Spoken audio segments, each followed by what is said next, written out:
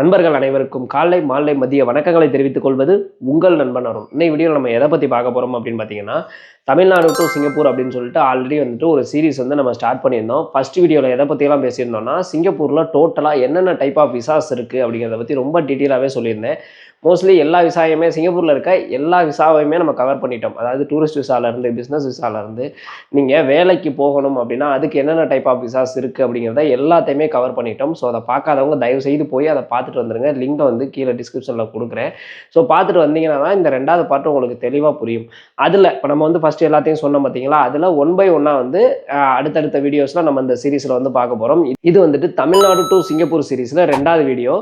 So இதில் எதை பற்றி பார்க்க போகிறோம் அப்படின்னு பார்த்தீங்கன்னா, டூரிஸ்ட் விசாவை பற்றி A to Z எல்லாத்த பற்றியும் பிரித்து மேய போகிறோம். ஸோ வீடியோவை கடைசி வரைக்கும் பாருங்கள். எதனால் அப்படின்னு கேட்டிங்கன்னா, இப்போ நீங்கள் புதுசாக சிங்கப்பூர் போகிறீங்க அப்படின்னா, இது வரைக்கும் நீங்கள் சிங்கப்பூர் போனதே கிடையாது, சிங்கப்பூர்லேயும் பெருசாக உங்களுக்கு தெரிஞ்சவங்க கிடையாது அப்படிங்கிற பட்சத்தில் நீங்கள் புதுசாக சிங்கப்பூர் போகிறீங்க அப்படின்னா எப்படி விசா அப்ளை பண்ணணும், எப்படி ரூம் தேடணும் அப்படிங்கிற மாதிரி எல்லாத்தையுமே பார்த்துடலாம். அதே மாதிரி சிங்கப்பூரில் உங்கள் ரிலேட்டிவோ இல்லை உங்கள் ஹஸ்பண்டோ இல்லை உங்கள் ஒய்ஃபோ யாராவது அங்கே ஒர்க் பண்ணிகிட்டு இருக்கலாம். ஸோ அவங்க இருக்காங்க அப்படின்னா நீங்கள் எப்படி அங்கே விசா அப்ளை பண்ணலாம், அங்கே போனால் எவ்வளோ செலவாகும், ரெண்டு பேருக்குமே வந்து எவ்வளோ செலவாகும், அதாவது புதுசாக போகிறவங்களுக்கும் சரி இல்லை அங்கே இருக்காங்க அப்படின்னா அப்போ எவ்வளோ செலவாகும் அப்படிங்கிற எல்லாத்தையுமே டீட்டெயிலாக பார்க்கலாம்.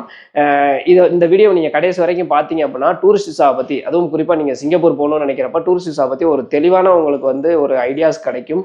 மே மாதம் வேறு வரப்போது, நீங்கள் வந்து ஃபாரினுக்கு ட்ரிப்பு பிளான் பண்ணுறீங்க அப்படின்னா சிங்கப்பூர் வந்து மற்ற கண்ட்ரியை கம்பேர் பண்ணல சேஃப் அண்ட் செக்யூரான கண்ட்ரியும் கூட, காஸ்ட்டும் வந்து ஓரளவுக்கு கொஞ்சம் ரீசனபுளாக தான் இருக்கும். ஸோ அதனால் நீங்கள் சிங்கப்பூர் பிளான் பண்ணுறது பெட்டர். ஏன்னு கேட்டிங்கன்னா, இப்போ நீங்கள் வேறு கண்ட்ரிலாம் போனீங்க அப்படின்னா தமிழர்கள் அதிகமாகவே பார்க்கவே முடியாது. ஆனால் சிங்கப்பூர் நீங்கள் போகிறீங்க அப்படின்னா எல்லா இடத்துலையுமே தமிழர்கள் இருப்பாங்க. ஸோ ஃபஸ்ட்டு நீங்கள் ஃபாரின் ட்ரிப்பு பிளான் பண்ணல சிங்கப்பூர் போகிறது ஒரு பெஸ்ட்டான ஆப்ஷன் தான் சொல்லுவேன். ஸோ டீட்டெயிலாக அந்த வீடியோவில் பார்க்க போகிறோம். வீடியோவை கடைசி வரைக்கும் பாருங்கள். அடுத்ததாக பார்த்தீங்க அப்படின்னா நம்ம பிஸ்னஸ் விசாவை பற்றி பேச போகிறோம். நீங்கள் சிங்கப்பூரில் பிஸ்னஸ் ஸ்டார்ட் பண்ணணும் அப்படின்னாலும் சரி, இல்லை சிங்கப்பூருக்கு பிஸ்னஸ் விசாவில் எப்படி போகலாம், அதுக்கு எவ்வளோ செலவாகும் அப்படிங்கிறத பற்றி உங்களுக்கு சந்தேகம் இருக்குது, அதுக்கு என்னென்ன டாக்குமெண்ட்ஸ் வேணுன்ற சந்தேகம் இருக்குது அப்படின்னா அடுத்த வீடியோவில் அதை பற்றி சொல்ல போகிறேன். ஸோ நம்ம சேனலை மறக்காமல் சப்ஸ்கிரைப் பண்ணி வச்சுக்கோங்க. ஓகேங்களா? ஓகே, இப்போ வாங்க டூரிஸ்ட் விசா பற்றி பார்க்கலாம். இந்த டூரிஸ்ட் விசா பார்த்தீங்க அப்படின்னா ரெண்டு டைப்பாக வந்து நம்ம பிரிக்கலாம். எப்படின்னு கேட்டிங்க அப்படின்னா, டூரிஸ்ட் விசா வந்து புதுசாக சிங்கப்பூர் போகிறவங்க, உங்களுக்கு சிங்கப்பூரில் யாரையுமே தெரியாது அப்படின்னா நீங்கள் வந்து புதுசாக சிங்கப்பூர் போகிறவங்க லிஸ்ட்டில் வருவீங்க. இன்னொரு டைப் என்ன அப்படின்னு கேட்டிங்கன்னா, என்னோட ஹஸ்பண்ட் சிங்கப்பூரில் ஒர்க் பண்ணிட்டு இருக்காங்க, நான் வந்து டூரிஸ்ட் விசாவில் போகணும்னு நினைக்கிறேன், இல்லை என்னோட ஒய்ஃப் சிங்கப்பூரில் ஒர்க் பண்ணுறாங்க, நான் வந்து டூரிஸ்ட் விசாவில் போகணும்னு நினைக்கிறேன், இல்லை என் ஃப்ரெண்ட்ஸ் வந்து சிங்கப்பூரில் ஒர்க் பண்ணுறாங்க, நான் டூரிஸ்ட் விசாவில் போகணும்னு நினைக்கிறேன் அப்படின்னா இந்த மாதிரி வந்து நம்ம பிரிச்சுக்கலாம். ஓகேங்களா?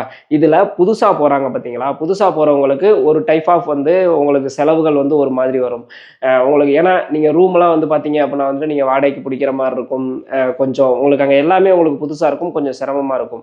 அதே இது உங்களுக்கு அமௌண்ட்டும் கொஞ்சம், அதாவது இந்த சிங்கப்பூரில் யாராவது உங்கள் ரிலேட்டிவ் இருந்தாங்க அப்படின்னா அவங்க மூலமாக போகிறதுக்கும் புதுசாக டூரிஸ்ட் விசாவில் போகிறவங்களுக்கும் கொஞ்சம் அமௌண்ட் வந்து வேரி ஆகும். புதுசாக டூரிஸ்ட் விசாவில் போகிறவங்களுக்கு கொஞ்சம் அமௌண்ட் அதிகமாகும். ஸோ இதனால் இதை ரெண்டாக பிரிச்சுக்கலாம்.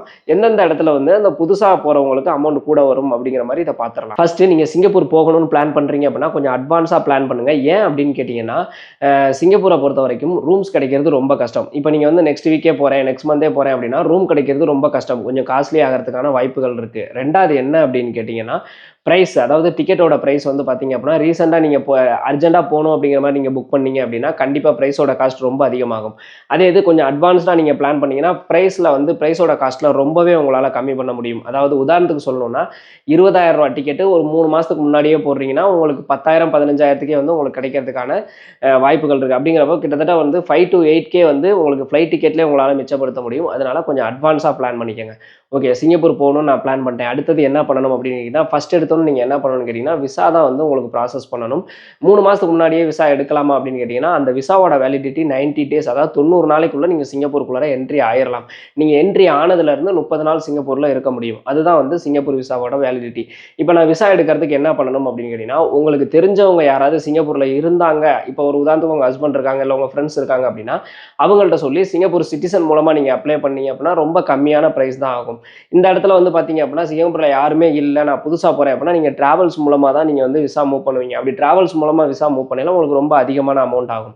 இந்த இடத்துல வந்துட்டு வேரி ஆகுது பார்த்தீங்களா. ஸோ இதை தான் நான் சொன்னேன். ஸோ புதுசாக போகிறவங்களுக்கு கொஞ்சம் அமௌண்ட் அதிகமாகும். அதே இது சிங்கப்பூரில் இருக்கவங்க என்ன பண்ணலாம்னா லிட்டில் இந்தியாவுக்கு, உங்களுக்கு தெரிஞ்சவங்க லிட்டில் இந்தியாவை போக சொல்லி லிட்டில் இந்தியாவில் நிறைய ட்ராவல்ஸ் இருக்குது, அங்கே வந்து நீங்கள் பேசுனீங்க அப்படின்னா இந்தியாவை கம்பேர் பண்ணலாம் அங்கே இருக்க ட்ராவல்ஸ் வந்து ரொம்ப கம்மி ப்ரைஸில் எடுத்து கொடுத்துருவாங்க. அதிகபட்சம் $50 கூட உங்களுக்கு விசா கிடைக்கிறதுக்கான சான்சஸ் இருக்குது. ஓகேங்களா? இல்லை எனக்கு வந்து சிங்கப்பூர் சிட்டிசனையே தெரியும் அப்படின்னா அவங்க டைரெக்டாக அப்ளை பண்ணாங்கன்னா வெறும் $30 தான் வந்து சிங்கப்பூர் டூரிஸ்ட் விசா ஐசிஏலேருந்து சார்ஜ் பண்ணுறது. ஐசிஏ அப்படிங்கிறது உங்களுக்கு அப்ரூவல் கொடுக்குறவங்க, டூரிஸ்ட் விசாவுக்கு அப்ரூவல் கொடுக்குறவங்க. ஸோ அவங்க வந்து சார்ஜ் பண்ணுறது வெறும் $30 தான் சார்ஜ் பண்ணுவாங்க. நீங்கள் டைரெக்டாக அப்ளை பண்ணுறீங்க அப்படின்னா, அதாவது சிங்கப்பூர் சிட்டிசன் மூலமாக ஸ்பான்சர் மூலமாக அப்ளை பண்ணுறீங்க அப்படின்னா வெறும் $30 தான் இதுக்கு செலவாகும். அடுத்தது பார்த்தீங்கன்னா சிங்கப்பூரில் வந்து ரொம்ப அதிகமான காஸ்ட் வந்து என்ன அப்படின்னு கேட்டிங்கன்னா செலவு. நான் சிங்கப்பூர் போகணும்னு நினைக்கிறேன், எனக்கு அதிகமான செலவு எப்படி ஆகும் அப்படின்னு கேட்டிங்கன்னா கண்டிப்பாக ரூமில் தான் வந்து உங்களுக்கு ரொம்ப அதிகமான செலவாகும். நீங்கள் ரூம் பிடிக்கிறீங்க அப்படின்னா கண்டிப்பாக வந்து நீங்கள் ஹோட்டல் ரூம்லாம் புக் பண்ணிங்கன்னா ரொம்ப ஹையாக போகும். அப்போ ஹோட்டல் ரூம் மோஸ்ட்லி யாருமே புக் பண்ணுறது கிடையாது. அங்கேயே பார்த்தீங்க அப்படின்னா ரூம் வந்து ரெண்டுக்கு வந்து நீங்கள் பிடிச்சிக்கலாம். புதுசாக தான் வந்து சிங்கப்பூருக்கு போகிறேன், எனக்கு வந்து ரூம் ரெண்ட் வந்து எதில் பார்க்குறது அப்படின்னு தெரியலனா ரூம் ரெண்டுக்கு வந்து நிறைய ஆப்ஸ் வந்து சிங்கப்பூரில் இருக்குது. லொக்கேண்டோ இந்த மாதிரி ஆப்ஸ் எல்லாம் இருக்குது. ஸோ இந்த ஆப்புக்குள்ளே போனீங்க அப்படின்னா ரூம் ரெண்டுக்கு வந்துட்டு நீங்கள் வந்து பெஸ்ட்டான ஆப்ஷனாக வந்து நீங்கள் சூஸ் பண்ணிக்க முடியும். அதாவது நீங்கள் எந்த ஏரியாவில் தங்க போகிறீங்க அப்படிங்கிறத பொறுத்து ரூம் ரெண்ட் வந்து மாறும். நீங்கள் அதை சூஸ் பண்ணிவிட்டு அந்த ஏரியாவில் ரூம் தேடினீங்க அப்படின்னா அதில் கான்டாக்ட் நம்பர் இருக்கும், அதுக்கு நீங்கள் கால் பண்ணி உங்களுக்கு ஓகே அப்படின்னா ரூமை வந்து நீங்கள் புக் பண்ணிக்கலாம். ஆனால் அதுலேயுமே ஏமாத்துறதுக்கான வாய்ப்புகள் இருக்குது. அதனால் அதிகமான அமௌண்ட்டை வந்து நீங்கள் ரூம் ரெண்ட்டுக்கு வந்து மாற்றிட வேணாம். ரொம்ப சேஃப் அண்ட் செக்யூராக மூவ் பண்ணுறது நல்லது. ஓகேங்களா? ஸோ இல்லை எனக்கு ஆள் அங்கே இருக்காங்க அப்படின்னா அந்த மாதிரியும் வந்து நீங்கள் புக் பண்ணிக்கலாம் ரூமு. நீங்கள் ஃபேமிலியாக, அதாவது இப்போ நான் என் ஹஸ்பண்டாக பார்க்க போகிறேன் அப்படின்னா எனக்கு தனி ரூம் வேணும் அப்படிங்கிற மாதிரி நினைப்பீங்க. அங்கே வந்துட்டு ரூம் வந்து நிறையா வந்து இந்த வீடு இருக்குது பார்த்தீங்கன்னா, டபுள் பெட்ரூம்லாம் இருக்க வீட்டில் வந்து ஒரு பெட்ரூமை வாடகைக்கு விடுவாங்க. இல்லை ஒரு வீடையே வந்து வாடகைக்கு விட்டுருப்பாங்க. அதில் மாஸ்டர் பெட்ரூமை வந்து ஒருத்தவங்களுக்கு வாடகைக்கு, நார்மல் பெட்ரூமை வந்து ஒருத்தவங்களுக்கு வாடகைக்கு விடுறது, இந்த மாதிரிலாம் விடுவாங்க. ஸோ அந்த மாதிரி வந்து நீங்கள் ஃபைன் பண்ணிக்கலாம். அதை எப்படி ஃபைன் பண்ணலாம்னா அதுவும் வந்து ஆப் மூலமாகவும் ஃபைன் பண்ணலாம். இல்லை அந்த ஏரியாவில் நீங்கள் விசாரிச்சிங்கன்னாவே தெரியும். ஸோ அப்படி போய் நீங்கள் உங்களுக்கு தெரிஞ்சவங்க அங்கே இருக்காங்கன்னா அவங்க விசாரிச்சாங்கன்னா ஈஸியாக வந்து ரூம் வந்து ஃபைன் பண்ணிடலாம். ரூம் ரெண்ட் எவ்வளோ ஆகும் அப்படின்னு கேட்டிங்கன்னா மினிமம் வந்துட்டு பார்த்தீங்கன்னா மாஸ்டர் பெட்ரூமா இல்லை நார்மல் ரூமாக இருக்குது அப்படின்னாவே $900 கிட்ட ஆகும். நான் சொல்கிறது மினிமம். ஓகேங்களா? மேக்ஸிமம் மாஸ்டர் பெட்ரூம்லாம் $1800 to $2000 வரைக்குமே வந்துட்டு செலவாகிறதுக்கான வாய்ப்புகள் இருக்குது. ஓகேங்களா? இது இந்திய ரூபாயில் கணக்கு பண்ணோம் அப்படின்னம்னா ரூம் ரெண்ட் மட்டுமே பார்த்தீங்கன்னா மினிமமே 65,000 1,50,000 வரைக்கும் கூட மாஸ்டர் பெட்ரூம்லாம் போயிட்டு இருக்குது. மாஸ்டர் பெட்ரூம்னா வித் அட்டாச்சு பாத்ரூமோட இருக்கும். ஸோ இந்த மாதிரி வந்து ரூம் ரெண்ட் போயிட்டு இருக்கு. இல்லை நான் தனியாக சோலாவாக தான் போகிறேன் அப்படின்னா இந்த பிஜி ஹாஸ்டல்ஸ் மாதிரி அங்கே நிறையா இருக்குது. அதில் பார்த்தீங்க அப்படின்னா நாள் கணக்கில் வந்து வாடகை வாங்குவாங்க. ஸோ அப்படி போனீங்க அப்படின்னா உங்களுக்கு பெரிய லெவலில் அமௌண்ட் மிச்சமாகும். ஆனால் ஃபேமிலியாக நீங்கள் போகிறீங்க அப்படின்றப்ப இந்த மாதிரி ரூம் பிடிச்சிக்கிறது பெட்டர். ஒரு சில பேர் என்ன பண்ணுவாங்க அப்படின்னா நான் ஒரு 5 நாள் 4 நாள் போகிறேன், ஸோ இதுக்கு வந்து இந்த மாதிரி ரூம் கிடைக்குமானா அப்படி கண்டிப்பாக கிடைக்காது. நீங்கள் ஹோட்டல் ரூம் தான் புக் பண்ணுற மாதிரி இருக்கும். ஹோட்டல் ரூம் அப்படிங்கிறது நீங்கள் வந்து நம்ம ட்ராவல் ஏஜென்சியாக இருந்தாலும் அவங்களே ரூம் புக் பண்ணி கொடுப்பாங்க கம்மி பட்ஜெட்டில்.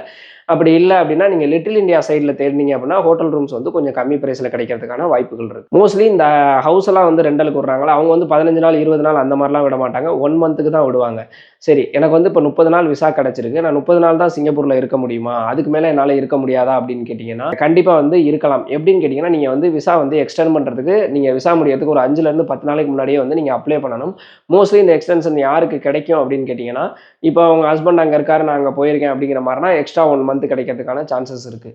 அதே இது இல்லை நான் சுற்றி பார்க்க தான் போயிருக்கேன் அப்படின்னா உங்களுக்கு 1 மந்த் வரைக்குமே அங்கே சுற்றி பார்க்குறதுக்கு நீங்கள் டெய்லி சுற்றி பார்க்குற வேலையை மட்டும் கரெக்டாக பார்த்தீங்க அப்படின்னா 1 மந்த்தே வந்து உங்களுக்கு அதிகம் தான். அதுக்குள்ளே சிங்கப்பூரை சுற்றி பார்த்து முடிச்சிடலாம். ஸோ அப்படி இருக்கப்போ உங்களுக்கு எக்ஸ்டென்ஷன் வந்து தேவைப்படாது. இல்லை நான் இருக்கணும்னு நினைக்கிறேன் எக்ஸ்டென்ஷன் வேணும் அப்படின்னு கேட்டிங்கன்னா அப்ளை பண்ணி பாருங்கள். கிடைச்சா லக்கு, கிடைக்கலன்னா நீங்கள் திருப்பி வர்ற மாதிரி தான் இருக்கும். ஆனால் நீங்கள் கரெக்டாக அந்த டேட்டுக்குள்ளே நீங்கள் வெளியாயிடணும். அப்படி இல்லை அப்படின்னா எக்ஸ்ட்ரா நீங்கள் ஒரு நாள் தங்கினாலும் அதுக்கு பெனால்ட்டி போடுவாங்க.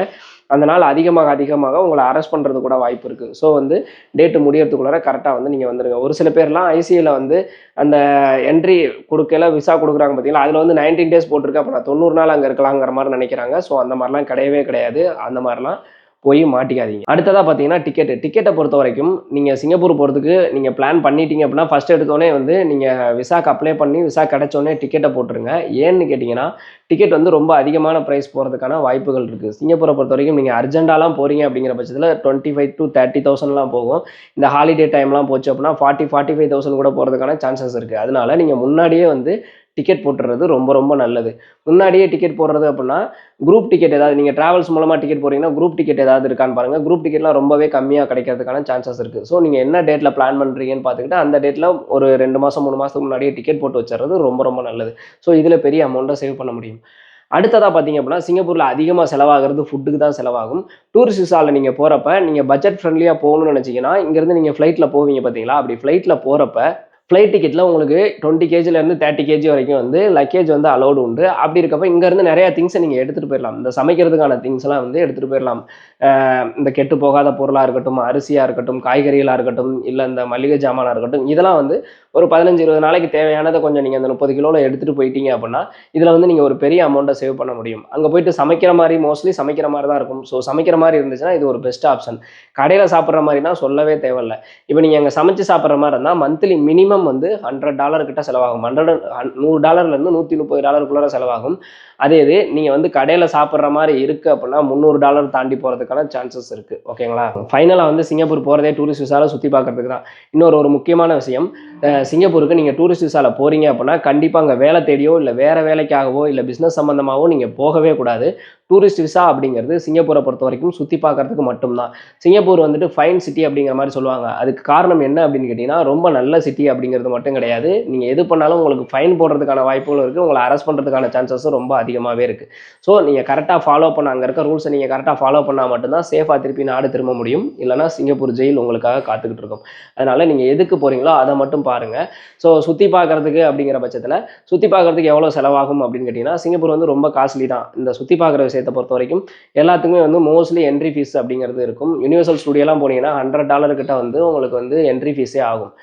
ஸோ யூனிவர்சல் ஸ்டுடியோவை மட்டும் சுற்றி பார்க்குறதுக்கு. காசு இல்லாமல் சுற்றி பார்க்குற இடங்களும் நிறையா இருக்குது. இதை பற்றின டீட்டெயில்ஸ் வேணும் அப்படின்னா கமெண்ட் செக்ஷனில் சொல்லுங்கள். கண்டிப்பாக நான் அதுக்கு தனியாக வீடியோஸ் போடுறேன். எங்கெங்கே சிங்கப்பூரில் சுற்றி பார்க்கலாம், அதுக்கு எவ்வளோ சார்ஜ் ஆகும் அப்படிங்கிறத. ஸோ வந்து நீங்கள் காசு இல்லாமல் சுற்றி பார்க்குற இடத்த தவிர அது மட்டும் உங்களுக்கு போதாது. இவ்வளோ செலவு பண்ணி போகிறீங்க, எல்லாத்தையுமே சுற்றி பார்த்தா தான் நல்லாயிருக்கும். ஸோ யூனிவர்சல் ஸ்டுடியோலாம் கண்டிப்பாக போனீங்க அப்படின்னா ஒர்த்தானது தான். நான்லாம் போயிட்டு வந்திருக்கேன், ரொம்ப சூப்பராகவே இருக்கும். ஸோ யூனிவர்சல் ஸ்டுடியோலாம் போகிறீங்கன்னா கண்டிப்பாக அதுக்கெல்லாம் அமௌண்ட் ஆகும். ஸோ இந்த சுற்றி பார்க்குறதுக்கு மட்டும் நீங்கள் தனியாக எவ்வளோ எடுத்து வச்சுக்கணும் அப்படின்னு கேட்டிங்கன்னா, மினிமம் வந்துட்டு இந்த சுற்றி பார்க்குறது எல்லா இடத்துமே நான் Singapore A to Z explore பண்ணணும் அப்படின்னு நினைக்கிறேன்னா $500 to $600 சிங்கப்பூர் டாலரை நீங்கள் எடுத்து வச்சுக்கிறது ரொம்ப ரொம்ப நல்லது. ஓகேங்களா? ஸோ இப்படி எடுத்து வச்சுக்கிட்டீங்க அப்படின்னா ஃபுல் அண்ட் ஃபுல் வந்து நீங்கள் எக்ஸ்ப்ளோர் பண்ணிட்டு வந்துடலாம். சிங்கப்பூர் ஃபுல்லாகவே எக்ஸ்ப்ளோர் பண்ணிட்டு வந்துடலாம். 1 மந்த்துக்குள்ளே எக்ஸ்ப்ளோர் பண்ணிட்டு வந்துடலாம். ஸோ இதெல்லாம் வந்து நீங்கள் ஒரு கால்குலேஷன் போட்டிருப்பீங்க. இப்போ நீங்கள் வந்து பேனா வச்சு எழுதிருந்தீங்க அப்படின்னா எவ்வளோ வரும் அப்படிங்கிற மாதிரி நீங்கள் ஒரு கால்குலேஷன் போட்டிருப்பீங்க. நான் சொல்கிறேன், டோட்டலாகவே பார்த்தீங்க அப்படின்னா எல்லா செலவுமே நீங்கள் கரெக்டாக பண்ணீங்க அப்படின்னா, கொஞ்சம் பட்ஜெட் ஃப்ரெண்ட்லியாக கரெக்டாக நீங்கள் ரூம்லாம் பக்காவாக பிடிச்சி டிக்கெட்லாம் கரெக்டாக போட்டிங்க அப்படின்னா மினிமம் உங்களுக்கு சிங்கப்பூர் போயிட்டு வர்றதுக்கான செலவு 1,30,000 மேக்ஸிமம் 2.5 லட்சம் 3 லட்சம் கூட போகிறதுக்கான வாய்ப்பு இருக்குது. ஆனால் மினிமம் 1.30 1.50 உங்களால் முடிக்க முடியும். இதுக்கப்புறம் நீங்கள் அங்கே போயிட்டு வந்து நீங்கள் நகையெல்லாம் வாங்குறீங்க அப்படின்னா, நகை வாங்கிட்டு வர்றீங்க அப்படின்னா ஜிஎஸ்டி கிளைம் பண்ணிக்கலாம். ஸோ அங்கே கோல்டெல்லாம் நல்ல ரேட்டில் இருக்கும். அதேமாதிரி பொருட்கள்லாம் வாங்கிட்டு வர்றீங்க அப்படின்னா அதெல்லாம் தனி எக்ஸ்பென்ஸு. ஸோ பெரிய லெவலில் நான் எதுவும் வாங்கலை, நான் சுற்றி பார்க்க போகிறேன், அதை மட்டும் பண்ணிட்டு வரேன் அப்படிங்கிற மாதிரி நினைக்கிறவங்களுக்கு இந்த 1.30 to 1.50 1,30,000 1,50,000 சூப்பராகவே நீங்கள் பிளான் பண்ணிட முடியும். தமிழ்நாட்டில் வந்து நீங்கள் ட்ராவல் ஏஜென்சிலலாம் வந்து நீங்கள் விசா எடுக்கிறீங்கன்னா கொஞ்சம் அமௌண்ட் அதிகமாகவே வாங்குவாங்க. அதனால் வந்துட்டு நீங்கள் சிங்கப்பூரில் எடுக்கிறது பெட்டரு. இல்லை தமிழ்நாட்டில் எடுக்கிறீங்கன்னா டோட்டல் பேக்கேஜாகவே அவங்களே சுற்றி காமிக்கிற மாதிரி இருந்துச்சுன்னா டோட்டல் பேக்கேஜாக புக் பண்ணிக்கிறது ரொம்பவே நல்லது. ஓகேங்களா? ஸோ கிட்டத்தட்ட A to Z வந்து சிங்கப்பூர் டூரிஸ்ட் விசா பற்றி உங்களுக்கு ஒரு ஐடியாஸ் கிடச்சிருக்கும் அப்படிங்கிற மாதிரி நினைக்கிறேன். இதில் வேறு ஏதாவது டவுட் இருக்குது அப்படின்னா கண்டிப்பாக கமெண்ட் செக்ஷனில் சொல்லுங்கள், நான் வந்து அதுக்கு ரிப்ளை பண்ணுறேன். இந்த மாதிரி யூஸ்ஃபுல்லான இன்ஃபர்மேஷன்லாம் தெரிஞ்சுக்கிறதுக்கு மறக்காம நம்ம சேனலை சப்ஸ்கிரைப் பண்ணி வச்சுக்கோங்க. நம்மளோட அடுத்த வீடியோவில் சிங்கப்பூர் பிஸ்னஸ் விசாவை பற்றி A to Z எல்லாத்தையுமே பார்க்க போகிறோம். ஸோ மறக்காம நம்ம சேனலை சப்ஸ்கிரைப் பண்ணி வச்சுக்கோங்க. பாய்.